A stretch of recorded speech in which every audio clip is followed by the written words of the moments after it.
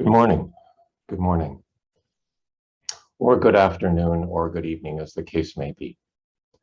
It's great to see you all here today. This morning, we have the pleasure of having Yaya Andrade lead the group, and I am really looking forward to this. She will be talking about the intersection between Buddhist practice and psychotherapy. She spent her career as a practicing psychotherapist. Having been born in Brazil, she now lives outside Toronto in Ontario, and does volunteer work for the Canadian Red Cross for victims of disasters, either natural or man-made. So we look forward to hearing from Yaya, and with one quick adjustment, we will let her get started. Welcome, Yaya. Thank you, Will. Well, I first of all want to thank you and Carol for this invitation. And I'm going to share some of the slides. Let's see if I can do that. Share my screen.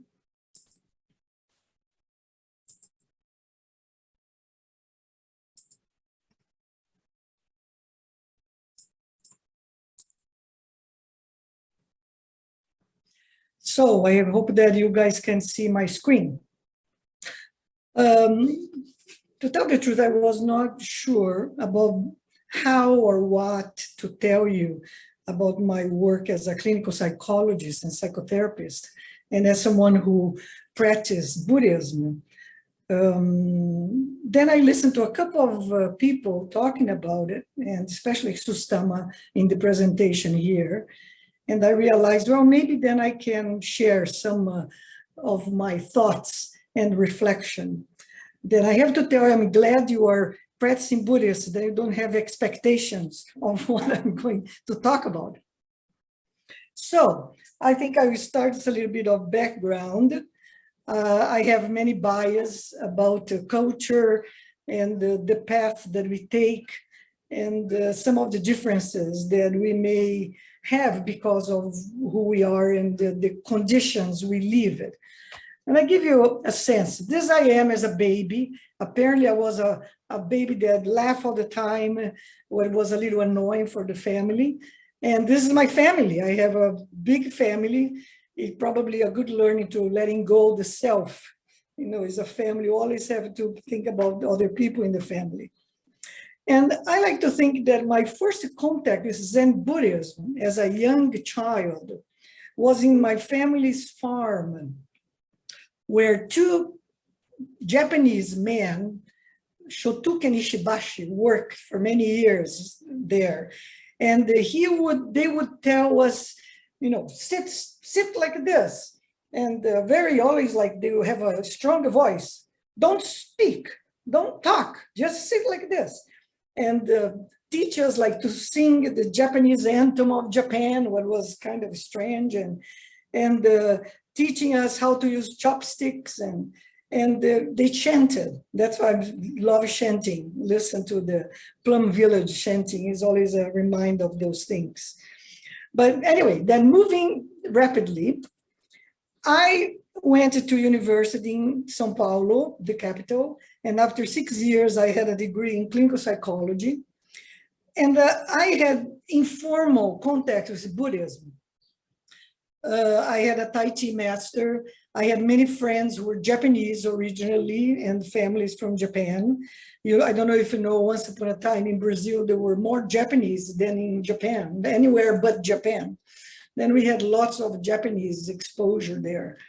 I always loved to attend the Zen Buddhist ceremonies and Japanese food, I could live in sushi forever. That means I really get this idea of the Japanese culture as being very important to me. I never heard any professor talking about Buddhism in my course of 6 years psychology. I remember Carl Jung wrote that, and I quote, "Christ overcame the world by burdening himself and with its suffering, while Buddha overcame the suffering and the pleasure of the world by disposing both and liberating all." I thought, well, but nobody ever talked about that. And I thought it was interesting. Another interesting sentence that I remember is this. Weltanschauung, I'm sure that's not how you say in German.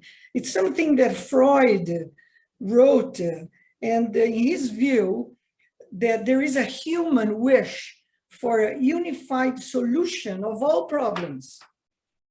And if such a thing exists, we would feel secure in life. We would know that, you strive after whatever happened to you. And I thought, despite of dukkha, if you have faith and trust, you would be okay. But, again, I don't know anything about Freud being related to Buddhism or not. So I came to Canada first as a project assistant, and then I was asked if I would like to immigrate. And I decided that I would like to go to the warmest place in the country, that was Vancouver. I was at that time in Winnipeg, very cold. So I moved to Vancouver, and after almost like 40 years, I decided then to retire and move east of Canada. But Vancouver for me is a wonderful context of life and learning, and all my experience, I think, is fate, because everything that happened me there, the people I met there, beautiful people, beautiful city, and the life was relatively easy. I had boys from Brazil who moved in, and the family life was fine. I had work, opportunities keep appearing. I met a couple of people from Chile and Argentina, and together we found something called VAST, the Vancouver Association of Survivors of Torture, that exists until today. Some kind of meaningful projects that I was involved in Vancouver. And that for me was something that, like Will said once about the treasure store, like how we follow the path and we discover things in life. If you're courageous and you trust that things will be okay. After arriving in Vancouver, I was registered as a psychologist, but I decided to go back and enroll in a graduate program. Then I had a master and a PhD in psychology later. And at that time, I had a group of friends who practiced Buddhism. They were like Tibetan Buddhist, Mahayana, Theravada, Zen Buddhism. We attended lots of retreats, like the Dalai Lama would go a lot to Vancouver, and Jack Cornfield, David Brazer, someone that is my mentor, and still related to him right now with the Global Sangha and the Buddhist psychology program. Again, I think my interest in Buddhism continues to be more on what I call a daily practice, reflecting, acting with compassion, being mindful, being attentive, following the Eightfold Path. That's how I would describe myself. To me, Buddhism is like a philosophy. It's a practice that has a transformative power. And it's very similar to being a therapist. We get changed by the client's stories. At least I got changed by clients' stories. It involved trust. I think we benefit from connections, mind, body, spirit. We let go attachments. We accept whatever happened to us. We engage with others in healing processes. We speak, we listen, we act with a pure heart. This for me are all wonderful and is unclouded by self-centeredness, like, we focus on how we can help other people. And I regard people with no bias or prejudice, kindred spirit, no fixed self-nature. Everybody's subject to conditions, and everybody possesses the potential for change and transformation every moment. I work with people that many psychologists would not like to work. And in my work, I have this impression that many of the people I work, they believe they don't have what we call the universal beliefs. At that time, I have this studies of universal beliefs. And being abroad, I found many people usually believe we have a just, fair world. People trust people. We have some ability to control and modify things. We are safe, and there is a congruence in the universe. And most of the people I work had these shattered assumptions about life and the world. And it was my job in some level to help them, sexual offenders, indigenous people who had suffered and who may have inflicted suffering other people, and how they could be helped and accepted and respected, that they also could change. So I think that Buddhism is very much like psychology. We follow ethical codes, very much like Buddhists follow Buddhist vows. Both have a field with diverse views. We have a variety of different Buddhism, the same way we have a variety of different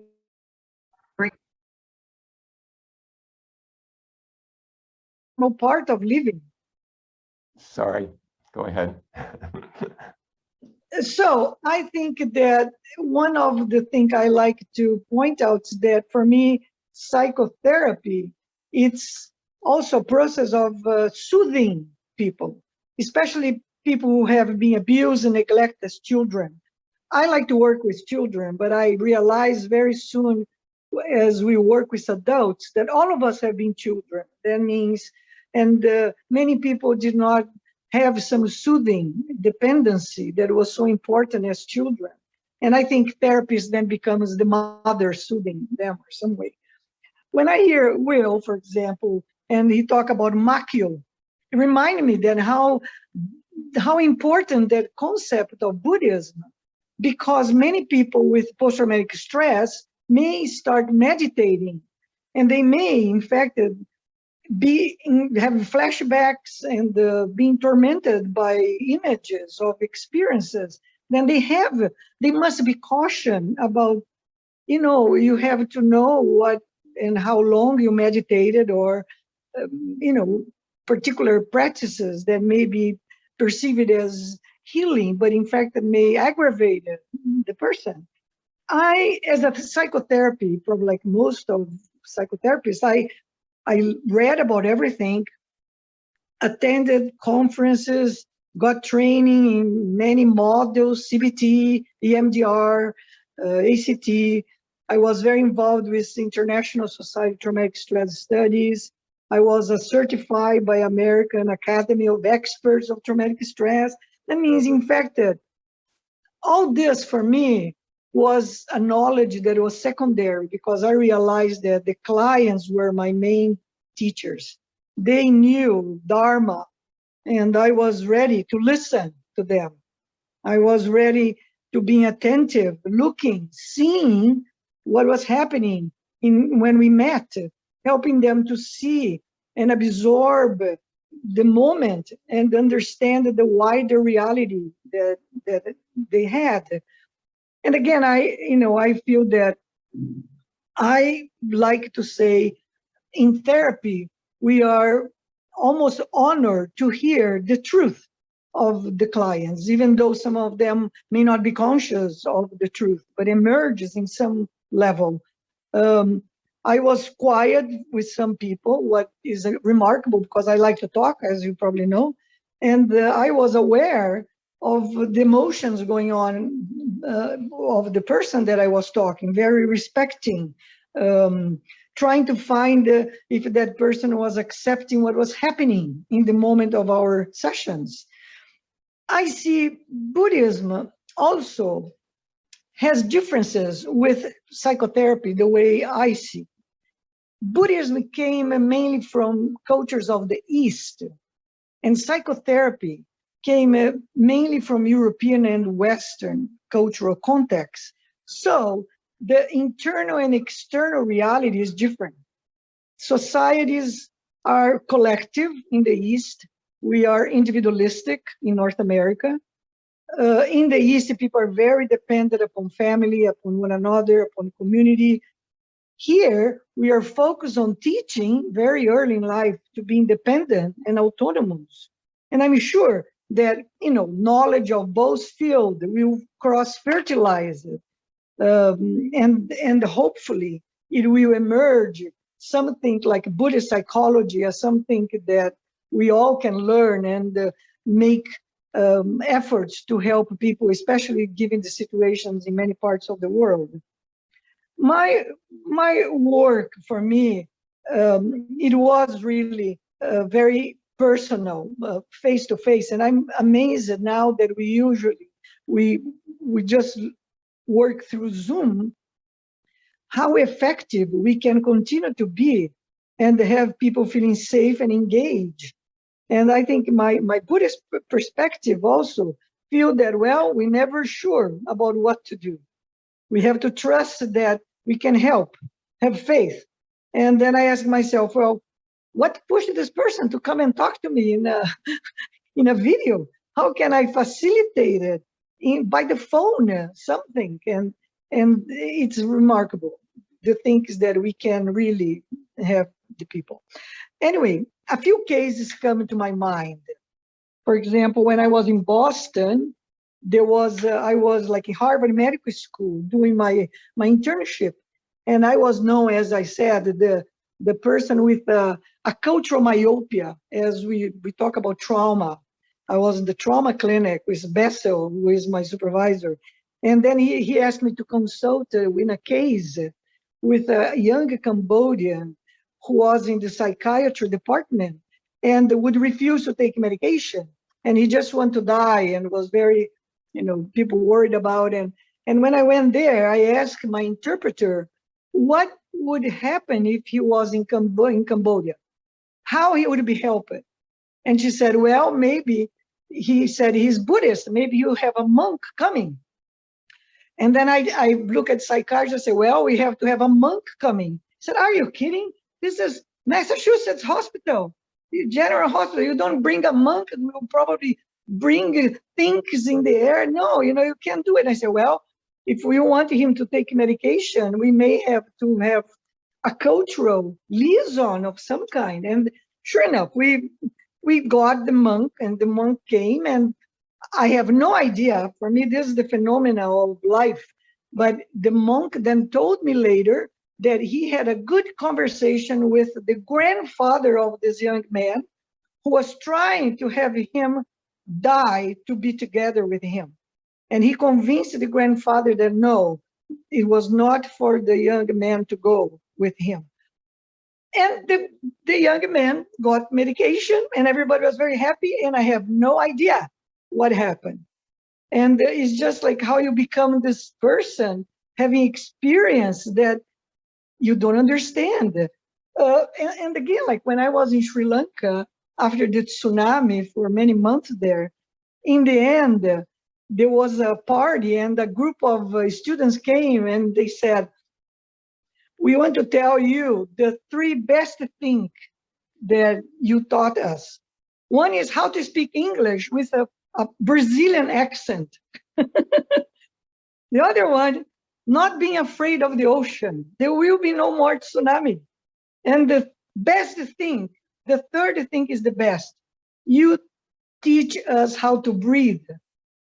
And I thought, wow, you do all this incredible work, and that was the most important, to breathe, Then again, I think Buddhists have incredible possibilities of healing the world if breathing is what we do well. Again, I got when I was at Children's Hospital, I worked with groups of mothers who lost a child.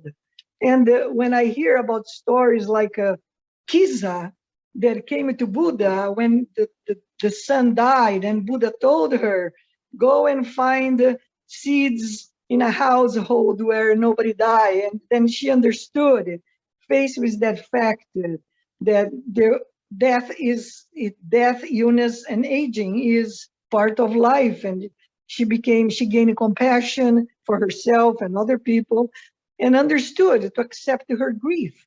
And that means, I think Buddha told her the truth. He didn't lie to her and say, yes, I can make a miracle, In some level, it was very matter of fact that the son had died. But to put her in that journey and realize that she was not alone made probably her grief more possible to bear. After, just like finishing here, after I came to Ontario, I had no intention to work, and I was asked by a person with a clinic, a psychotherapy clinic, to go to a place called Oshweeken. Is the largest reserve in the country. And when I met the chief, he said, oh, Yaya, the creator brought you here to help us. And I thought, this is faith. It's a fate. I cannot just say, no, I'm not interested. No.